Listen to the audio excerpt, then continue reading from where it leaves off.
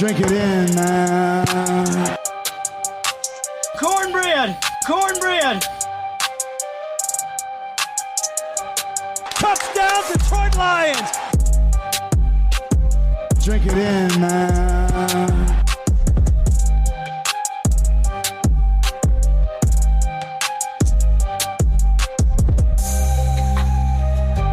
Cornbread! Cornbread! Touchdown, Detroit Lions! Drink it in, man.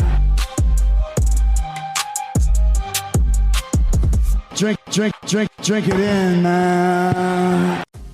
Você que está ouvindo o seu podcast, sabia que tudo que o Google faz tem a intenção de trazer impacto positivo? Como? O Jefferson da Tributei usou inteligência artificial para facilitar o dia a dia das empresas. Ele e milhares de empreendedores geraram mais de 188 bilhões com as plataformas do Google. E a Miriane se formou em UX com certificados profissionais do Google, criando o seu próprio negócio. Ela e 88% dos formados relataram avanços profissionais como promoção ou novo emprego. Tem que ser bom para todo mundo.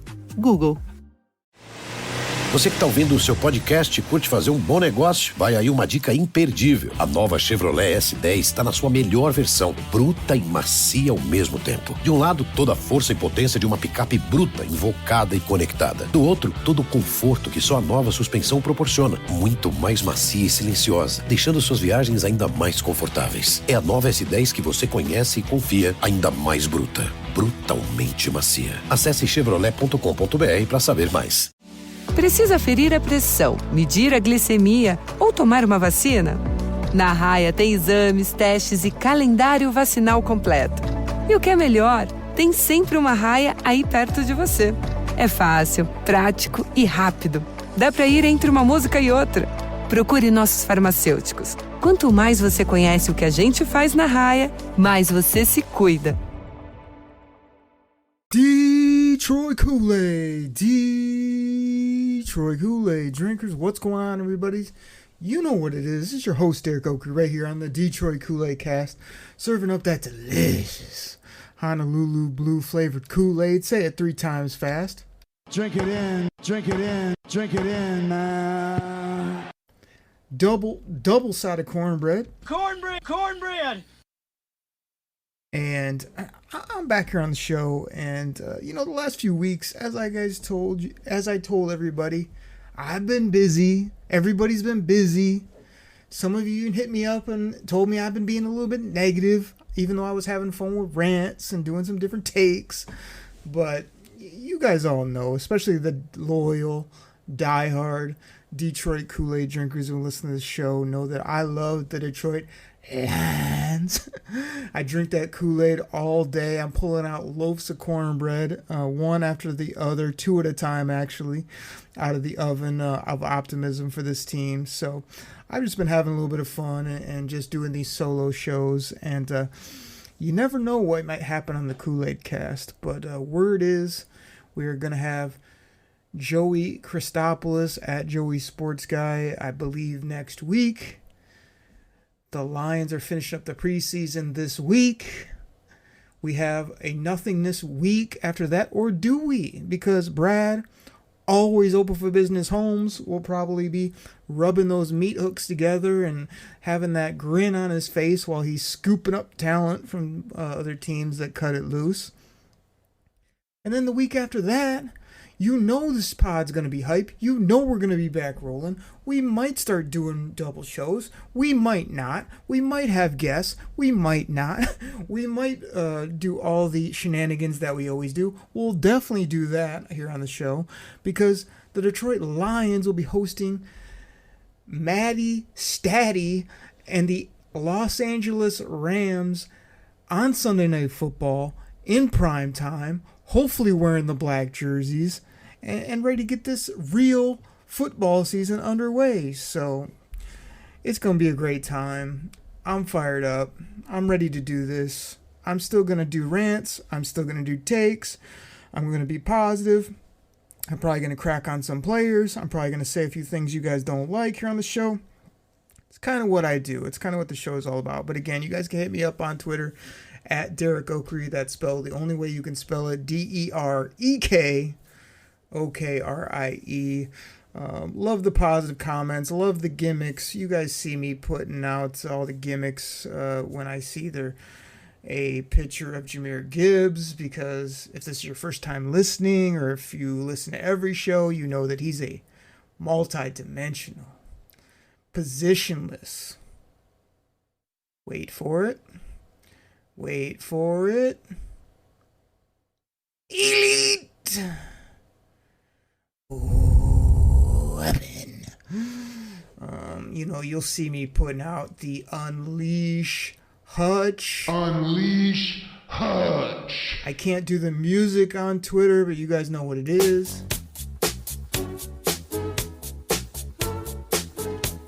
You guys also know that Dan Campbell is a big fan of when I tweet out Unleash Hutch.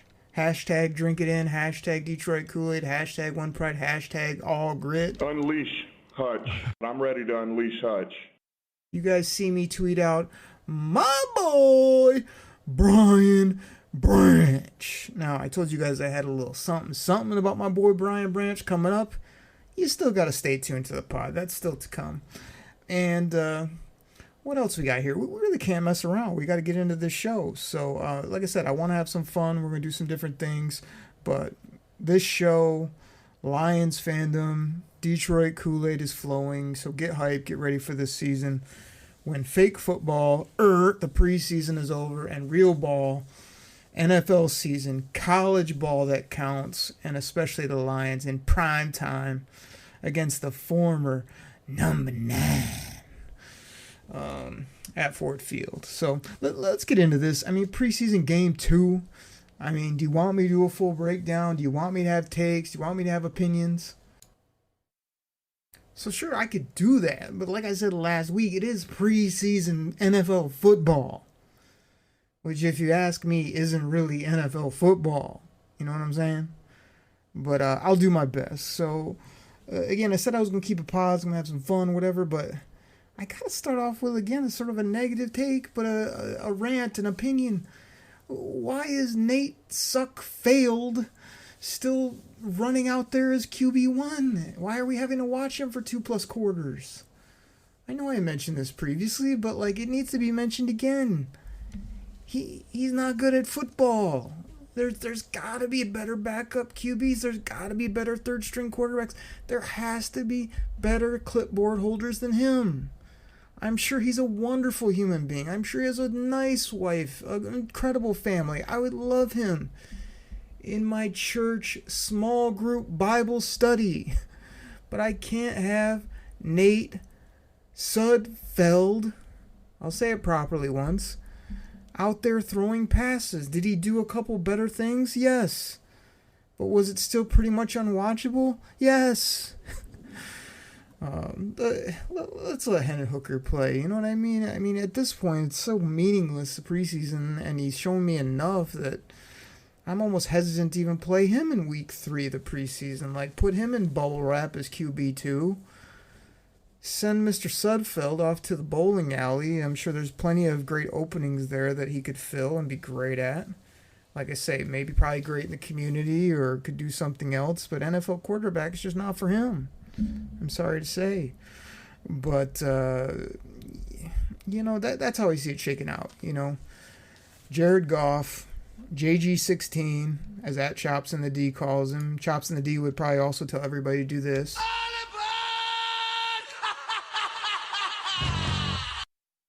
All aboard the hashtag Goff train. But, Hendon Hooker's got to be QB2 just because he's a drafted player. He's smart. He can do some things, and we just want to see him more. But like I said, it's so meaningless now in the preseason. Let's just make him QB2. Let's keep it rolling. I don't even care if they have a third quarterback in the system or, who they pick up, Jake Fromm recently. Are you kidding me? That's doing nothing for nobody. But I'm sure he's an incredible human being as well. But I do like what I've seen from my boy Hendon Hooker, H2O. He's looked the part. He slid this game. He still made some plays, made some mistakes, as you can anticipate with a younger not that young, but younger quarterback that doesn't have a lot of NFL experience, but you could see he can do some things. So let's either make that change or make that declaration or just move on from the Nate Sudfeld project, please. That'd be first and foremost. Let me get into this Patrick Mahomes behind the back boola that was going on. I think I put out a Martin Lawrence tweet when he did it saying, oh no he didn't. Wasn't that Shanae from that show? You would expect me to have the drop, wouldn't you? Like I could have went online. I'm sure I could put it in the Google machine and got the Shanae drop from the Martin Lawrence show and played it. And I may do that in the future, to be honest. But when I saw Patty Mahomes go behind the back on our Lions, I was like, oh no he didn't. Because, and there's a couple reasons. One, it's not anywhere as cool doing it in a meaningless, who cares preseason game. Everyone was like, oh, that was pretty cool. That was something. You do that in like week 6 in a game that halfway matters and like it's on repeat for the next week straight, but preseason everyone's like, whatever, congratulations. But to me it was a bit of showboating, his ridiculous excuse of Travis Kelce didn't get the play and I had to improvise and I was mad at him so I threw him behind. No. This is something this team has practiced. This is something that they've been working on. They wanted to do so it can be on highlight reels for the rest of time. Am I annoyed? Am I pissed? They're going to have to see our Honolulu Blue and Silver Warriors in the background when he throws this pass for years to come. Yeah, I'm not too happy about it. And like I say, it was very inconsequential. It did look pretty sweet, don't get me wrong. But if you'd have done it with a little more something on the line, it would have been legendary. And instead it was, oh, you got bored in the preseason and said you were going to do this against the Lions because your coach said he's going to play you for 2 quarters. You pulled it off, and then you made some ridiculous excuse about what really happened because you didn't want to say that you were out there fooling around against the Lions who didn't care either. Like, not like they're hurt about this. They're just like, whatever, man. Why would they do that? Because you're not going to see Dan Campbell pulling some shenanigans like that in week 2 of the preseason. I'll tell you that right now. So that's that. It doesn't deserve any more speak, but half cool and also really going to do that? Come on now. Now, the guy that really shined in this preseason game 2 against KC to me was Sione Vaki. I heard my boy Matt Derry threw out the nickname, which if you know anything else about this show, you know that we love nicknames, gimmicks, all types of things like that here on the show. He threw out, hey, it's Vaki Town, which that made me laugh. I'm not going to lie. That was incredible. I'm sure hashtag Choppy Hockey is going to be repping that when and if he reappears on the show. And you never know when it might happen. It might happen next week. It might happen a couple weeks from now. It might happen the first game. It might happen mid-season. Chops may never return. Who knows? That's why you have to listen to the show. Who knows what other guests, whatever other co-hosts I might have on the show. But I got to admit, doing the show solo and just talking my noise and having my fun is very freeing and awesome as well. So I hope you guys have enjoyed it out there. But Hendon Hooker was solid. Vaki caught a lot of passes, did some things. Isaiah Williams, I'm still trying to think up maybe a cool nickname for him. He was out there getting separation, making catches, run after catch. I think I saw something. He leads the preseason in run after catch, I believe it is. But he's looking like a guy that probably should stick on this football team. And the one thing I took away from this is, even though it was preseason, even though I was like, oh man, I'm just breaking stuff here while I'm chatting with you guys on the pod. Even though I was doing other things 5 minutes into this game and keeping an eye on it, and I love my Lions, but against preseason ball, how could I actually care about this meaningless drivel? Late in the game, I gotta admit, I felt like it got kind of fun. The Lions kept creeping back, making some plays. Then my boy Josh Pascal gets after the quarterback and rips the ball out in a play. That was absolutely incredible. I love that play from big number 93. Then we get it deep in their territory. We think we're just going to make a few plays, run it in, kick a field goal, whatever it is. We fumble the football, give it back, but then get it back and slowly, methodically work our way down the field for a game-winning Jake Bates field goal. Now, you guys that have me on Twitter know that I shouted out the great Natalie Sparbeck, who like weeks ago said, are we done with this Jake Bates experiment or what? He's got to go, or something to that effect. That was not her exact words, but I'm paraphrasing. And I shouted the great Natalie Sparbeck out, and I said, hold on now, where's this coming from? Because I hear he's booming 55, 60 yarders in practice. Let's give this guy some time. He's a kicker. He doesn't have a ton of experience. Let's sort of wait and see. If he continues to miss kicks, whether it be practice, the game, whatever, yes, let's move him along and let's bring in the next guy that, used to play soccer or, is a non-athlete that can kick it through the uprights. Like, I'm totally fine with that, but let's give this guy some time. And ever since I tweeted that out, just like when I tweet out my boy Brad Holmes and he goes out and signs, trades, does whatever I put out on the old Twitterverse, Jake Bates has been absolutely money since then. He's hitting 64 yarders in practice in game-winning situations. He's 55 yarders in the rain. He's putting through 53 yarders. Yeah, he might have missed an extra point, but then he's hitting everything else he's got to do, and he's hitting a game winner in KC. Whether it's the NFC, the Super Bowl, whether it's a late game in late December or it's a preseason game in Arrowhead, that's still a big kick for a guy like that. So I feel like I really liked what I've seen from Jake Bates.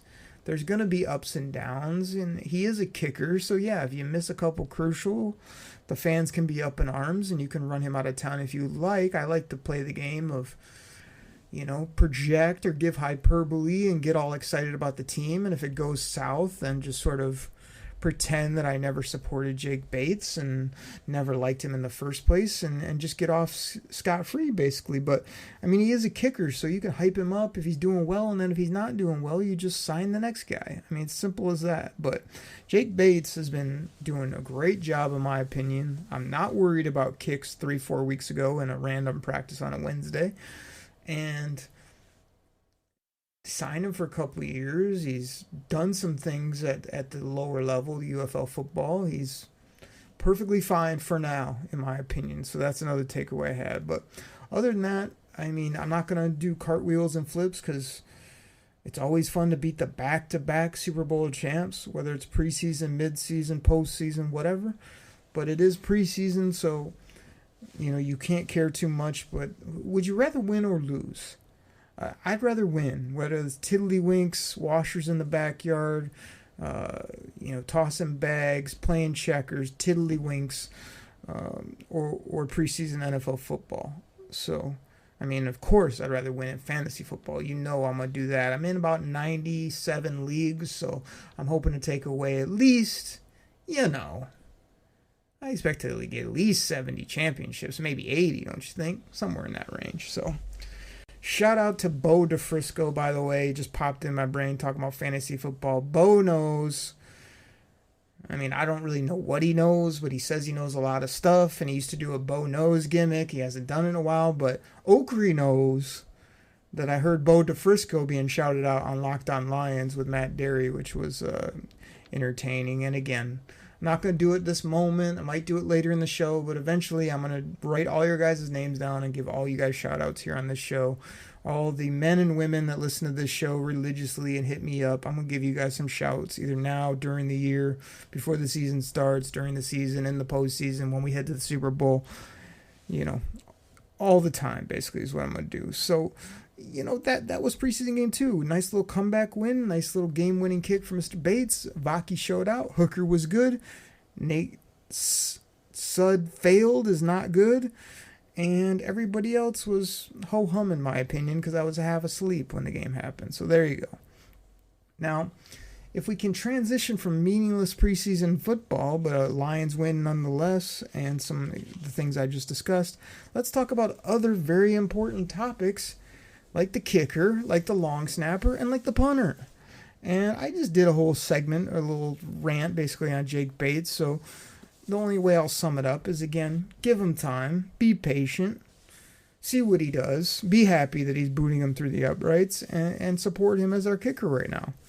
Is it just me, or is it trending that there's going to be a new kicker for the Detroit Lions, brother? Or not a new kicker, a new long snapper for the Detroit Lions, brother. And his last name is Hogan. I mean, let me tell you about Hogan, our new long snapper. Well, let me tell you something, brother. Hogan, if you'd let me finish, I'm trying to tell the people. You know who the people are, right? And the people consist of the millions. Hogan, I'm trying to tell the people about Hogan, our new long snapper. And that's kind of all I got, because I really don't know anything about him. I think I made the same jokes when I saw he was an undrafted player. His last name was Hogan. He was a long snapper. I said I'm just going to stick with Daly because he's a long snapper and it doesn't matter. Now I'm hearing that Hogan is a great athlete. Hogan can run down and help us on kicks. Hogan is snapping it very well and might win this job. Let me tell you, I'm shocked, I gotta say. Well, let me tell you something, brother. So it looks like Hogan is going to be our new long snapper. Will he be the next Don Muleback and be here until he's 40 plus years old? I couldn't tell you that, brother. But we'll see. And what about my boy Jack Fox?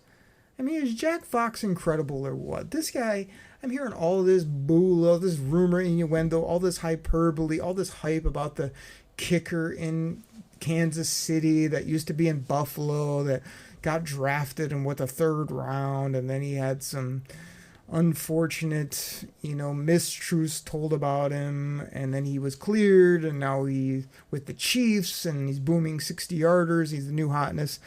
Jack Fox has been booming 65-plus yarders for years now. I mean, when the ball comes off this guy's foot, like I'm literally like watching the game, and usually I'm sleeping or going to get some nachos or some chicken wings during punts, and like instead when I look up, I'm like, did I just call him Jake Fox a billion times too, or is it Jack Fox? Jack Fox.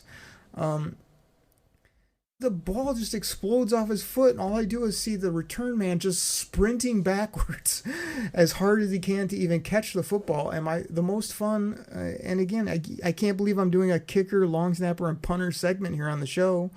You know that I'm itching for real football. Is like, not only are they sprinting back 10, 15 plus yards from where they were standing trying to catch this football, the best is when they're like in their own 20, so they're racing back and they catch it on like the 2, and then they have to do full sprint to get turned around to even like do anything. And then our special teams, normally Jalen Reeves-Maben, just kills the returner, and it's like a 68-yard punt with a 4-yard return. Those are incredible. But Jack Fox is something else, man. I'm glad they paid him. I'm glad they kept him around. And it's like, just what a weapon this guy is, with just the way he kicked the football and flipped the field, and great guy on and off the field too. I mean, again, he's a punter, but punters and kickers and long snappers are people too, brother. So there's my kicker, long snapper, and punter segment for you. Looking at the clock here, I'm probably at about 15-20 minutes, whatever it is. Let's go ahead and take a break. Again, I said it last week, but I'm going to reiterate.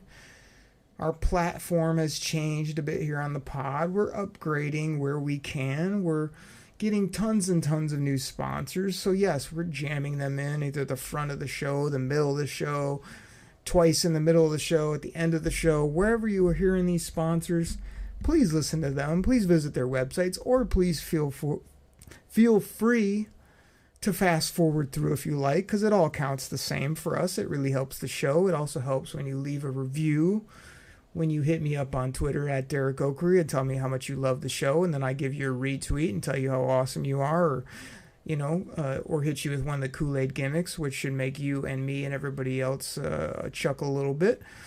But all that stuff helps the show. It really does. The support, the love, the fun, the good feedback. We don't ask for a bunch of Apple reviews, but if you do that, it helps. Like I said, we're loading up with sponsors, but that's just to keep the show rolling and make it as best as it can be on the back end. But the main goal is to serve up Detroit Kool-Aid. Drink it in, man. Double-sided cornbread. Cornbread. For the loyal, diehard Detroit Kool-Aid drinkers, a.k.a. Detroit Lions fans that have been with this team before they were cool, and now they're the hotness about ready to go to the Super Bowl and beat the Chiefs so that they can't win 3 in a row, and we win our first right here in 2024. That's how it's going down. I say it almost every show. We're willing it into existence. It will happen, people. Mark it. See, now I'm stealing gimmicks. It's gimmick infringement here on the show.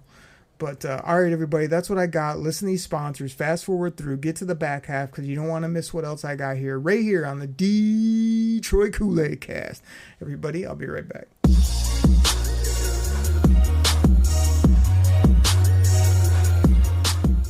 All right, everybody. This goes out to my fantasy football fans out there. Now, you probably heard about Reality Sports Online, the most powerful fantasy sports platform where owners can build and manage their fantasy team like a real NFL general manager.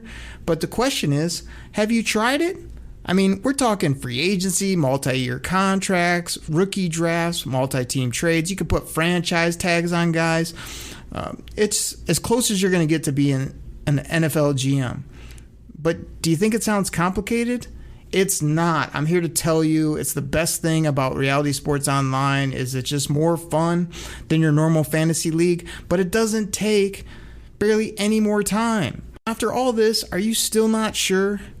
I mean, come on now. You can test your general manager skills by going over to Reality Sports Online, call it RSO. Please go check out realitysportsonline.com right now.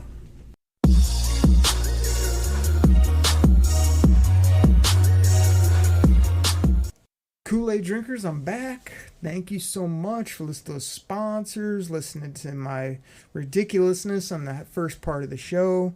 Shout out to all the loyal listeners, all the people that donate to the show, help us keep it rolling, give me great feedback, support our football team. Love hearing about the Lions, fantasy football, Michigan Wolverines. Wolverines will be taking the field in about, when are you hearing this? Probably on the 21st. So when do they get going? The 31st night game. Michigan Wolverines, national champions. Go Blue.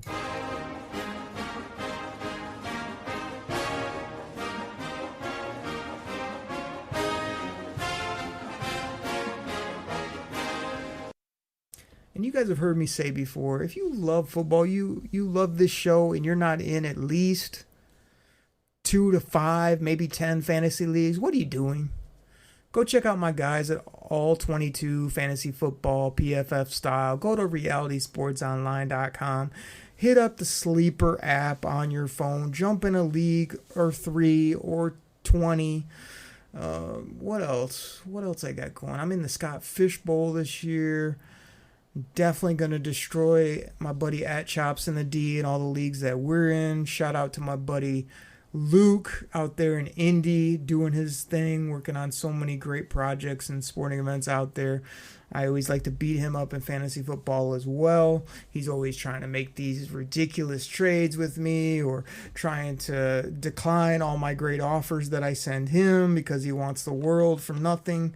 That's how it goes down. But love the Lions, love fantasy football, love Wolverine, Michigan football, and that's what we try to stick to on this show. I don't tell you about my work day, don't tell you about the weather outside, you don't want to hear about my family, you don't want to know all the other craziness that goes on in life. You want to hear about football, you want to hear gimmicks, you want to laugh a little bit, you want interesting takes rather than the same old you hear everywhere else about this team and about sports.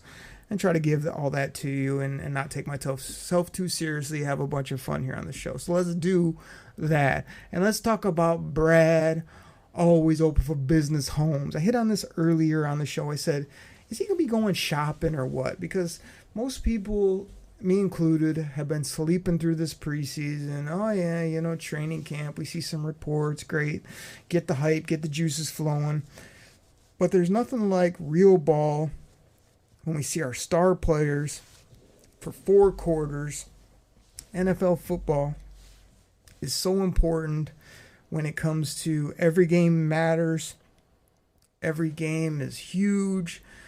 And it's the total opposite in the preseason. So I can imagine you dozed off quite a bit, but you're going to need to wake up because I think it's like 7 days until the Lions and every other NFL team is going to have to cut, like, what are they at now?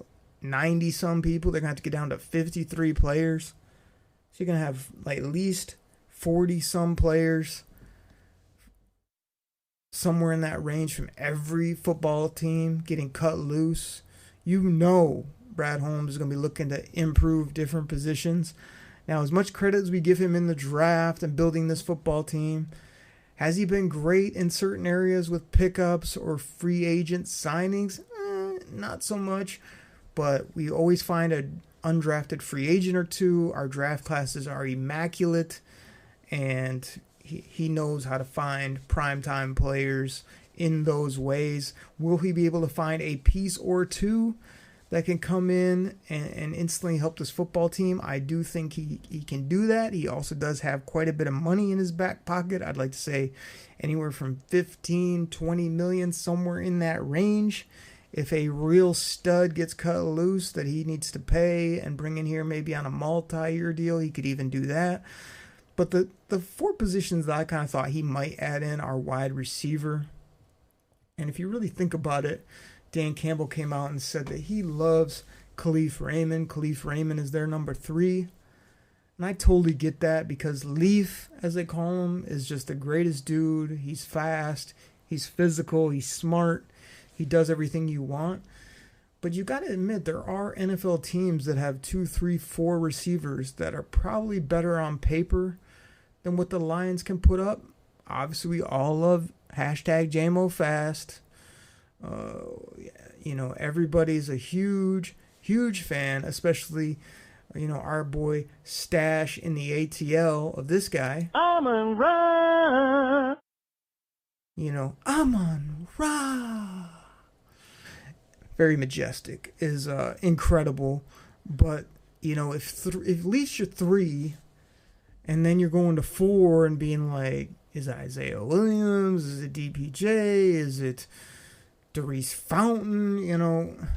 An injury or two could be rough if that's your wide receiver room. And the other reason I bring up wide receiver is because I feel like they're the easiest to get and just quickly implement. Now you could say, but great, they got Jared Goff's not going to be used to them. It's going to take a while for the chemistry.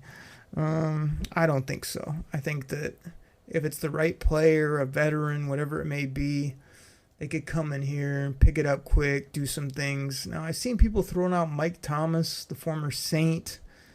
He's been on the street for a long time, a ton of injuries the last 2-3 years.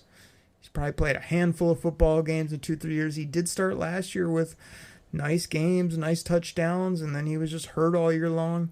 Could he come in here and do what he does best and run slants and move the sticks and maybe score in the red zone?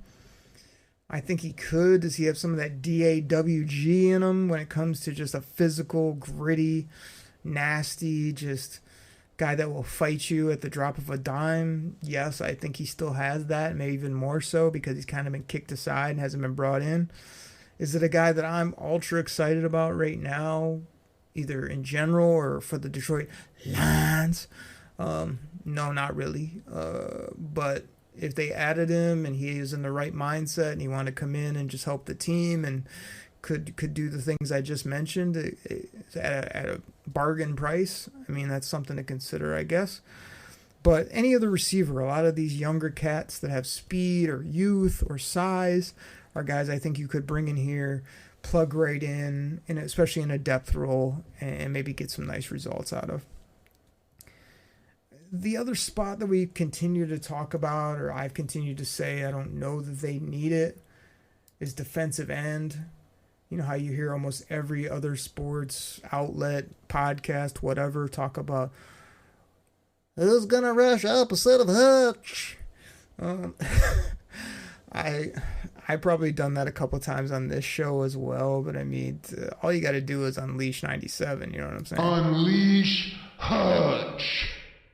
So, you know, there hasn't been very good reviews about James Houston, Marcus Fatton. I mean, Davenport has been nowhere to be found. DJ Reader's still not back in the middle. So, you know, there could be some question about this D-line. So, you know, I think you got enough boys in the middle, especially Dan Campbell said DJ Reader could be back next week doing individuals. And then hopefully, I'm kind of not counting on him for the Rams, but I'd love to ramp that big boy up and get him for that primetime game under the lights in Ford Field, because I just love what he does from a run stuffing perspective, getting up the field, just a great teammate. I'd love to have him out there in his big body. So, you know, I think we got enough beef in the middle, but yeah, I think if there's a nice edge rusher that fits what these guys want, you come in here, tell him to get after the quarterback, teach him, you know, what AG wants to do, because AG will tell you what AG wants to do, and you better listen to AG, because AG is going to say, hey, so-and-so, AG needs you to get after the quarterback. You know, that's what AG said. So, love it when AG talks in third person about AG. I put that on Twitter, too. And that is not only funny, but that's you know you're an alpha when you're just, like, talking to the media and you're like, AG is going to do what AG is going to do. And then, like, you're AG. Just incredible. But I think AG could get a defensive end and tell him to get after the quarterback, and AG would be really happy with what that guy does. I don't have any names for you off the top of my head, but I really wanted Matthew Judon, but since we're giving away third-round picks like candy the last couple years, we didn't have any real draft capital to give. Would have been a great player. Great fit, former Grand Valley product, come home, but that's not going to happen. The other spot that I wrote down is tight end. Could we get a tight end 2-3-ish to come in here? Because I know Brock Wright is like this cult hero now, because the 49ers for some reason wanted to pay him like, what was it, like $3-4 million per year. And then we had to match it, and we did, and I do like his toughness, his blocking. He's a better athlete than you'd expect, but do I want to pay Brock Wright $4.5 million per? No. No, I don't. And I know I didn't want the Lions to do that. They felt they couldn't get around without this guy. I still think he's a nice depth culture player, but after that, you know, Zylstra is more of a pass catcher. I do like some things he can do. Other than that, what do you have behind Sammy Biscuits? Sammy Laporta, a Laporta supporter. Who's going to support a Laporta if he was to go down? I mean, you're just going to feature Brock Wright in the passing game? Or are you going to, you know, have Brock Wright block every play and send Shane Zylstra out and get him the football 5 times a game? I don't know, but tight end, too, is a little bit harder to bring a guy in, teach him the blocking concepts, throw him the rock, and nobody is going to be able to do what Sammy Biscuits does. I mean, I'm still not valuing him like others are in fantasy football, but in reality football, in the National Football League, it does get much better than Sam Laporta's rookie year. And again, just every time I see this guy, I'm like, he catches everything. He runs after catch. He breaks tackles. He's tough. He scores touchdowns. He's a red zone demon. Like, what does this guy do that you can't be a Laporta supporter about? I mean, absolutely nothing. And then the last spot I wrote down that they could dip into was O-line. Why? Because they always dip into O-line. Doesn't matter how many O-linemen they have, how many tackles, how many OTs, how many centers.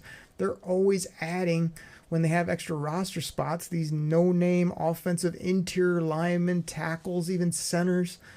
And I don't understand why, when there's much better players out there on the football field. It's got to be like a depth/attrition thing, that you just need more O-linemen so that Decker, Ragnow, Penne don't have to just beat themselves up all the time. You put a couple tackling dummies in there at both guard spots and let them get run into by big old Aleem McNeil, a.k.a. Honey Bun, a.k.a. Twinkle Toes, a.k.a. Former Plump, a.k.a. Big Skinny, a.k.a. as well as DJ Reader and Big Broderick Martin, who I think is still in his backyard pushing around large tractor trailer hitches, something like that. But I wouldn't want to man up against those guys. But I just feel like O-line depth, Colby Sorsdal hasn't wowed me. I think I started listening, I heard this one guy say, years to wow me, and I'm not wowed. And that's kind of where I'm getting with Colby Sorsdal. It's like, I didn't like the draft pick. He hadn't done very well when he's been in. You hear this rumor that, he's playing so much better. He's so much improved. Then he comes in the game and he's a turnstile, whether it be at guard or tackle. So, I mean, if a nice vet comes in that can play multiple spots and could even play some center if Graham or Frank or both were hurt, yeah, that might be something they would look at and I would look at. And the other thing, when I was going through this list, I'm like, where else are they going to add? Because I love, we're set at quarterback. We love our running backs. We already love our starting O-line. We've got a great tight end. We're pretty much set at our wide receivers. We like our new young corners. You got my boy Brian Branch playing back at safety now with Kerbo. You've got Iffy as a backup there. You got Bijo, who's coming to his own as a fourth safety. And don't even let me get to our linebackers, where we're talking about Fabio, Derek Barnes, Revord, Jack Campbell, Captain Jack, Germ. And then you get to the big boys up front. You're talking about Hutch, DJ Reader, Aleem the Dream, McNeil. You're talking about Broderick. You're talking about Josh Pascal. You're talking about James Houston coming off the edge. I mean, it's just, there's not many more places where I need to add, especially starters. You're adding guys at the middle of the bottom of the roster. It's like, hey, can you run down? Well, you don't run down on kicks anymore, I guess. Can you stand there oddly and then block the guy in front of you for half a second while the return man runs right into you with this new kickoff rule? Okay, great, you're hired. There's not many other spots that I need to attack. So those are the shopping spots if I had to pick for Brad Holmes. Wide receiver, defensive end, tight end, offensive lineman, whether it be interior or preferably a better swing tackle than we currently have, because also our boy Gio Manu looks like, how are they going to hide him, I guess, on the roster or otherwise, because, we still all have high hopes, but the eye test and the production and the what he's shown so far leaves a lot to be desired. Let's put it that way. So let's go ahead and do this. We'll finish this show up. Where am I at here? Probably normal timing. Let's get through this third preseason game preview. Again, I could just play the crickets drop here, but I won't do that. The main reason I won't do that, because this is the preseason game 3 at Ford Field, 1 p.m. Saturday afternoon. The new jerseys will be the first time the home fans get to see them. If you're a season ticket holder or you never get down to Ford Field, I kind of always recommend for people that either love football, somewhat love football, or have little kids, or have somebody they just want to go have a fun time downtown Detroit for a night. That's a perfect way to go to a preseason game. Bring your 4-year-old, take it to the game, get their face painted, buy them something at the store, get them a hot dog, watch the game, get out of there early. Take a date, take a friend, go down there, catch the game, bounce out early, go grab a bite to eat at all the great places in downtown Detroit. That's what I recommend for preseason, because it's going to not be great football, as I've mentioned multiple times the last few weeks. But they are doing, if you're watching from home, there is some kind of alternate broadcast they're doing. I don't know if this is on Lions.com or the app or whatever, but it's going to be all types of people, from media people to radio voices to players. They got a whole bunch of people doing this thing, so that could be half interesting. But I know the last time they tried that, for whatever reason, I'm like a techie dude. I was trying to pull it up and I was trying to watch the game, and of course they're like never synced, and you can't sync it with whatever. So and one other thing I want to throw out, if you haven't done this but you love listening to Dan Miller, you got to get Dan Miller on the computer, stream on the Odyssey app, put him up, and then when you watch the game, just pause the game at kickoff, wait till you hear Dan Miller say, and the kick's away or whatever, hit play and sync that up either at the next snap or however you got to do it. But there's nothing better than watching a Lions game on TV and having Dan Miller on the call, either on your headphones or on your computer right next to you, whatever it is. Very easy to sync those up once you do it a couple of times, or once you try it once. You'll probably enjoy it and continue to do that. That's my go-to a lot of times. So try that out if you want. Again, preseason, it's a good time to practice on your setup that way. Practice on your grilling, practice on your pizza in the oven, whatever it is, because before you know it, we're going to have the new number 9.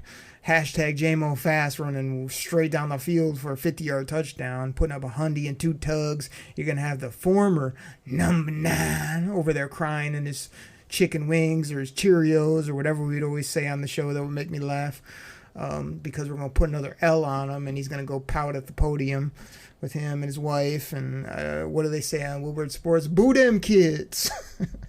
I don't know if that's right, but again, I'm not a guy that's got a large family or takes myself too seriously, as I said before. So I find that humorous when Woodward Sports yells "Boo them kids" and sells "Boo them kids" shirts, and Kelly Stafford wants to whine about, oh, they were yelling at my children. It's like, no, it was because you were wearing obnoxious Rams gear on our sidelines and we're talking all types of noise. Then we took it to you in the playoffs. That's what they were doing. They were not heckling your beautiful, cute little daughters.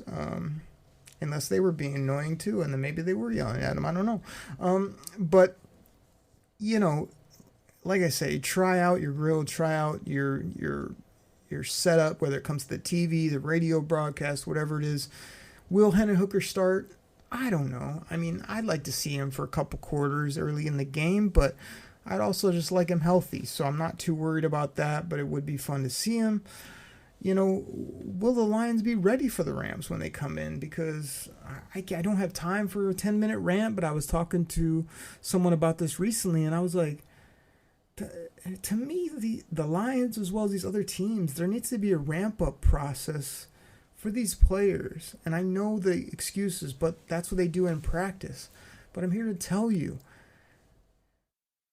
that's why the joint practices are so good, because they're a little bit more game-like. You don't know what's coming. There's other people coming at you that you're not used to. There's guys that want to take your head off, and you have to defend yourself, basically, is how the NFL works. In practice, it's all your boys, your teammates. They only get after it so much. So what I would do is still play my guys like a little bit in the first game, half the game, or a quarter plus the second game. And I don't know, either half the third game or don't play them at all. But give them a little bit of a ramp up just so they feel that game speed again, as well as, let Jared Goff go out there and dice up some like second stringers on the other team if that's what we want to do. Get his confidence up. Let him throw some touchdowns. Let him, feel his receivers, doing their thing against opponents. That's what I would do. But instead, these guys have done nothing. I know they work hard at practice. I know the NFL is a grind. So, if you're practicing, 3, 4, 5 days a week in some capacity, like that is where you're going to get your reps. But I just think it's real hard to just say, okay, regular season, here we go, full speed from moment one, because there's no acclimation period. So I think the Lions will be ready. They're obviously hungry. They know people are coming at them. But would I like to see a little bit more this preseason? Yes. Do I want them fully healthy and raring to go week 1? Yes. But do I think you could have done both, ramp them up, give them a little more time, and be healthy? Yes, I do, especially with 3 weeks and a week in between the first game. I think you could do that. Matty Staffy, Matthew Stafford, Padford, whatever. Like, he's got a hammy. So Matty Hammy out there, saying he can't run, he can't do this. Then he's back out at practice doing all the drills. He'll be ready to go. He's got a burr under saddle. He wants to come here and win. I'm sorry, bro. It ain't going to happen. Week 1's going to be hype. So as much as I'm telling you to maybe take your children to the preseason game or practice this, what I really want you to do is start getting your head around week 1, prime time, Sunday Night Football, Lions, Rams, rematch of the playoffs, our former quarterback coming back. That doesn't matter as much as the hungry, gritty, grimy, nasty, Super Bowl bound Detroit Lions saying, you're not coming in our house week 1 and winning or ever, because we're going to dominate home field. We're going to win the North. We're going to have home field throughout the playoffs. We are going to meet the Chiefs in the Super Bowl, and all the media is going to be saying, here we go, it's a dynasty, 3 in a row for the Chiefs. The Lions are a great story. Oh, it's so fun, it's so cute, they've made it to the Super Bowl. And then we're going to smack Pat Mahomes right in the mouth, take his Super Bowl from him, hoist the Lombardi, and start our own dynasty here in Detroit. What up, doe? Detroit versus everybody. That's what I got. Everybody, I'll catch you next time right here on the Detroit Koolaid Cast. Take care, everybody. I'm out. Pack the bags, start the plane. This game is over. It is over. What a comeback by the Lions. Drink it in, man.